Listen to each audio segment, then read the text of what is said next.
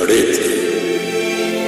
वफाक के रास्ते का हर मुसाफिर गवाही देगा कि तुम खड़े थे।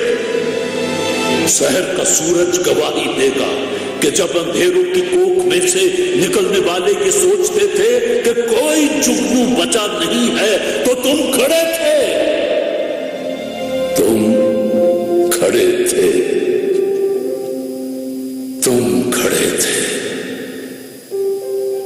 तुम्हारी आंखों के ताकचों में जलते चिरागों की रोशनी ने नई मनाजिल हमें दिखाई, नई मनाजिल हमें दिखाई।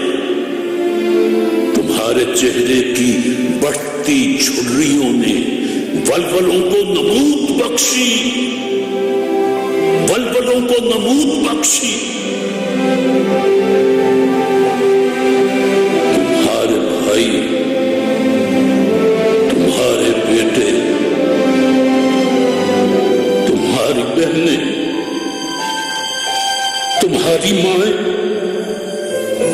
तुम्हारी मट्टी का जर्रा जर्रा गवाही देगा कि तुम खड़े थे, तुम खड़े थे।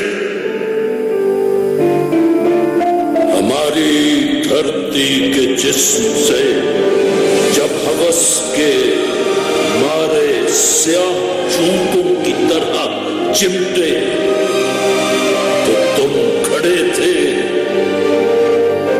तुम्हारी हिम्मत, तुम्हारी अज़मत और इस्तिकामत तो वो हमारा है जिसकी चोटी तक पहुंचना न पहले बस में रहा किसी के, न आने वाले दिनों में होगा। सो आने वाली तमाम नस्लें गवाही देंगी कि तुम खड़े थे, कि तुम खड़े थे, कि तुम खड़े थे।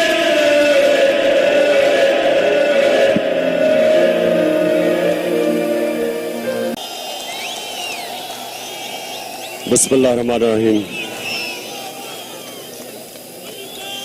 इय्याका नअबुदु व इय्याका नस्तईन। अल्लाह, तेरी इबादत करते हैं और सिर्फ तेरे से मदद मांगते हैं। मेरे सियालकोट के नौजवानों, मेरी बहनों,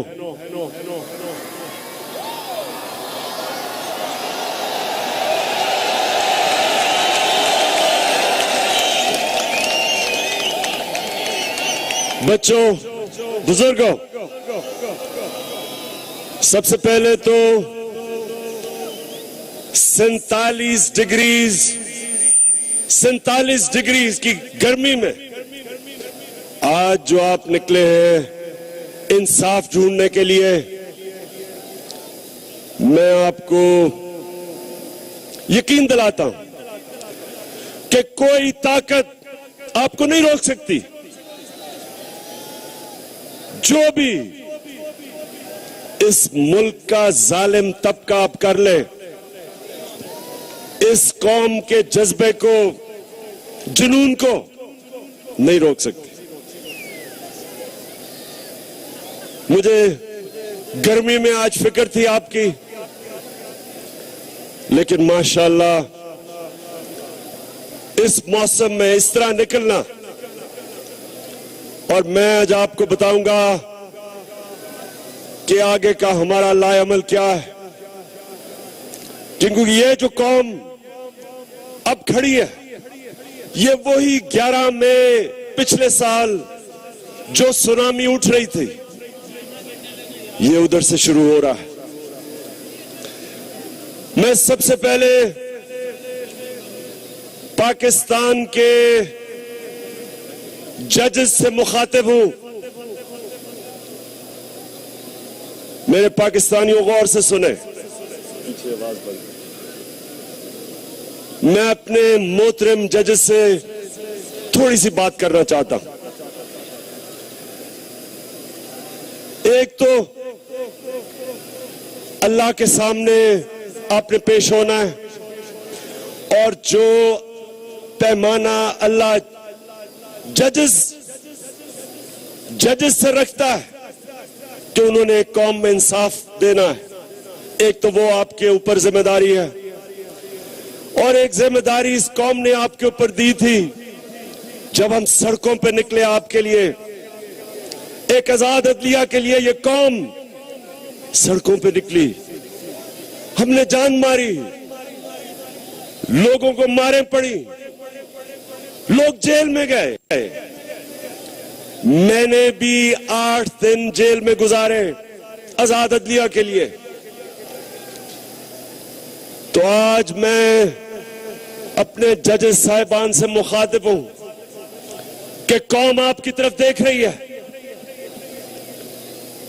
कि पाकिस्तान की तारीख का सबसे बड़ा फ्रॉड हुआ था 11 मई का इलेक्शन।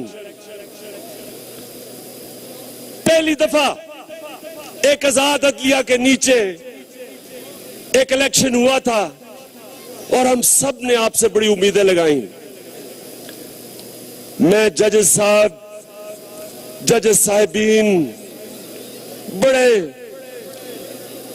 इज्जत से आपसे पूछना चाहता हूं कि क्या आप इस कौम को इंसाफ देंगे? क्या ये जो हमारे से जुल्म हुआ 11 मई को, क्या आप जालिम और वो लोग जिन्होंने अवाम का मैंडेट चोरी किया उनके साथ खड़े होंगे, या वो कौम जो हकीकी जमहूरियत के लिए तड़प रही है उसके साथ खड़े होंगे? अभी तक हमें इंसाफ नहीं मिला। मैं आज एक अखबार में जो रिपोर्ट आई है मैं अपने पाकिस्तानियों आपके सामने रखना चाहता हूं कि एक हल्का NA 118 उसके अंदर ट्राइब्यूनल ने फैसला किया। ट्राइब्यूनल ने फैसला किया, गिनती होगी। उन्होंने एक जज जिसका नाम justice retired doctor Munir Mughal था, उन्होंने 15 दिन में गिनती की और उन्होंने ये इंकशाफ किया कि 1,70,000 में से 90,000 वोट बोगस थी। तो आज अखबार में हम क्या पढ़ते हैं कि नादरा का चेयरमैन CCTV कैमरा बंद करके 68 बैग खोल रहा था और वोटें बीच में से तब्दील कर रहा था। मैं चीफ जस्टिस साहब, मैं आपको कहूंगा कि इस रिपोर्ट को गौर से पढ़ें, क्योंकि हामिद जमान ने 57 लाख रुपया खर्च किया इंसाफ लेने के लिए। 57 लाख रुपया।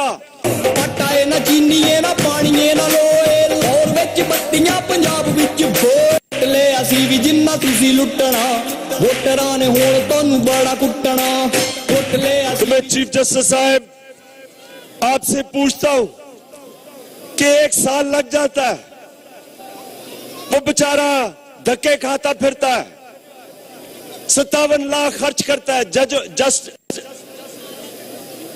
वकील पे, नादरा पे, ट्राइब्यूनल पे, और उसके बाद जब फैसला जज करता है तो इनका मुखालिफ जो नून लीग का है वो अदालत में जाने की रुकवाने की कोशिश करता है और नादरा के जरिए वो बैग जो सील हुए हैं उनको खोल रहा होता है और तब्दील कर रहा होता है।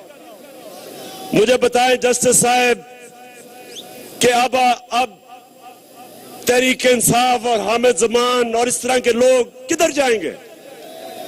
जब ये होगा, हमें जब इंसाफ नहीं मिलेगा तो आप बताएं हम किधर जाएंगे? सड़कों पे नहीं जाएंगे तो किधर जाएंगे?